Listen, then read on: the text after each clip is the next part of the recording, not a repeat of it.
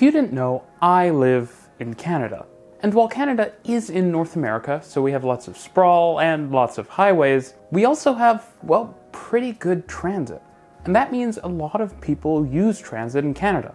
In fact, the daily use of Vancouver's rather diminutive SkyTrain network was much closer to that of Chicago's legendary L than to the ridership of its Pacific Northwest contemporaries of Seattle and Portland. And actually, on a per station basis, Vancouver has nearly twice as many riders. So how does Canada do it, and what does the US have to learn? Hey everyone, and welcome back to RMTransit. If you're new here, make sure you subscribe and hit the bell icon because I make 2 new videos every single week. A big part of the origin story of this YouTube channel are my videos detailing the seemingly endless stream of massive transit projects going on in Canada's largest city, but not capital, Toronto. It's sort of this big unspoken thing that while Toronto is building this massive regional rail expansion and subway extensions and new lines all over the place, you just aren't seeing similar transit expansions happening in most major US cities. And while you might argue that's because these cities already have big transit systems, they would still benefit from lots of new lines and improvements. You could make an entire separate YouTube channel just talking about potential projects and other things that New York City could do to bring its transit system up to the levels seen in Tokyo, Paris, or London.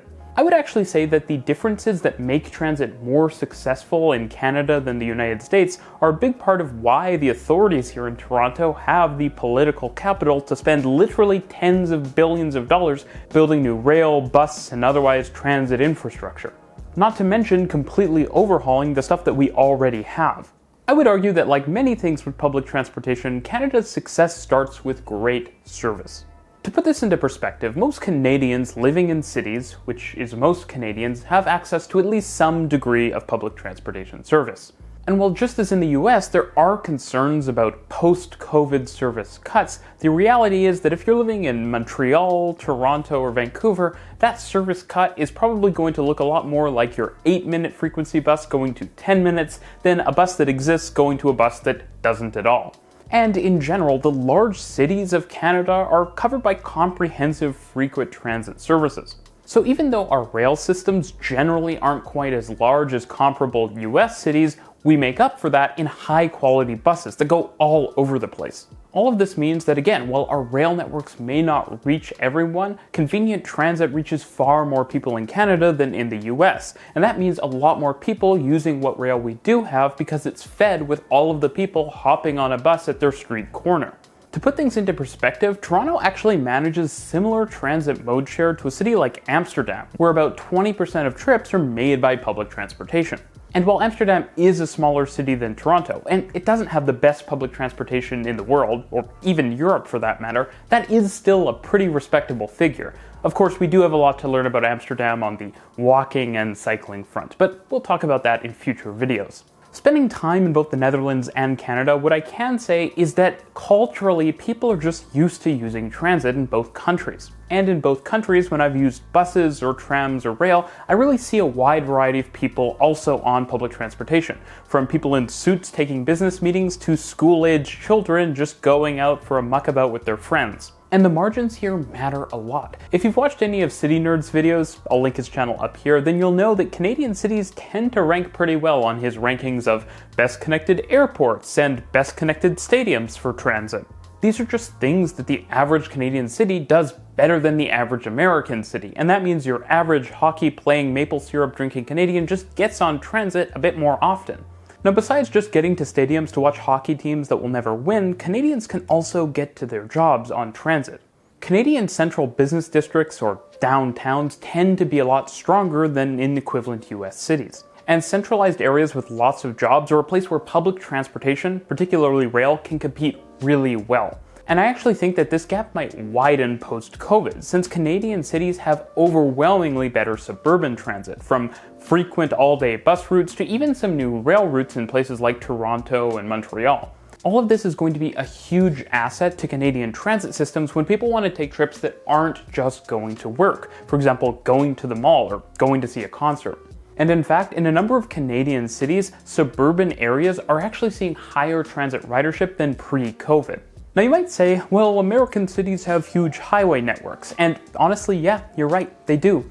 The reality is that Canadian cities have highways as well, and some have much more than others. But still, your average Canadian city has less highways and narrower highways than a US equivalent.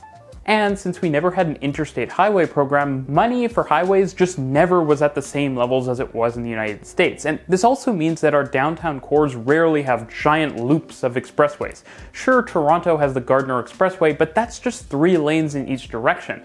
It's nothing like what you might see in a city like Los Angeles or Chicago. That's not to mention a city like Vancouver or Calgary, which doesn't really have a grade-separated freeway going to the city center. At the same time, while some US cities are still expanding highways into city centers, something which would be really good to get under control, this just isn't really happening in Canada right now. And on top of having less highway lanes and less lanes in general, Canadians also pay much higher prices for gas. Prices in Vancouver, for example, have long been so much higher than in the United States, thanks to carbon and gas taxes, some of the funds from which are actually used to pay for public transportation. But these days, especially with Canada's national carbon pricing scheme, fuel across the country is just more expensive than it is in the United States. And you have to remember that the average Canadian income is also lower, and so driving just makes less sense here.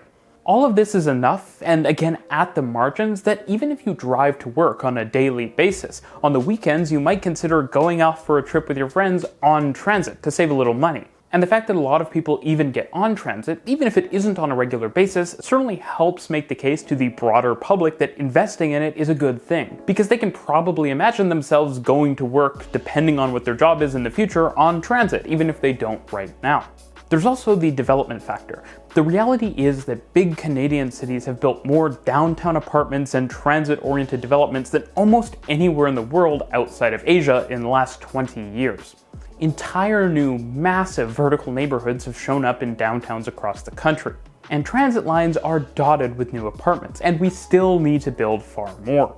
The impact of neighborhoods rather than simple individual transit-oriented developments is totally underrated in my opinion. Living in an apartment is great, and more housing is of course great, but if you still have to travel a great distance to see a dentist or to get groceries, well, you're probably going to think about getting a car.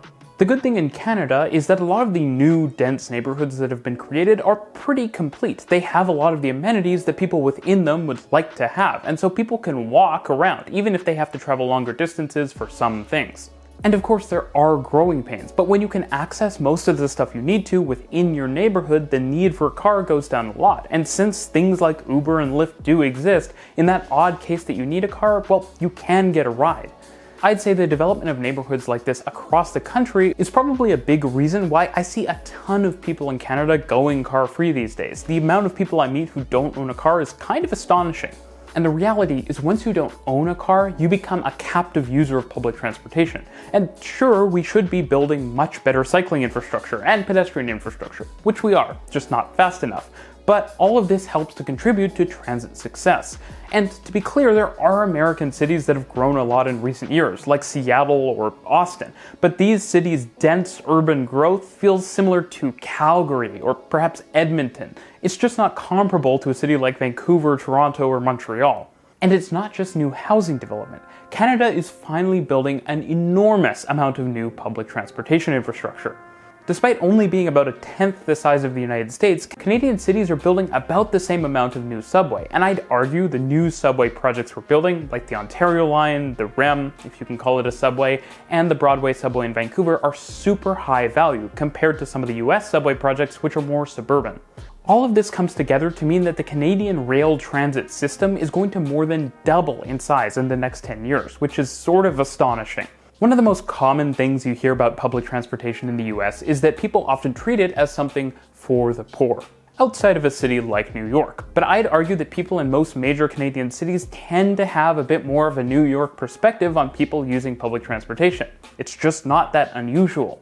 In my own experience as someone who rides public transportation a lot and has ridden it to some places where a lot of people might not consider it, I rarely get comments of people saying, "You're crazy for getting on transit." It's often more things like, "Hey, good for you."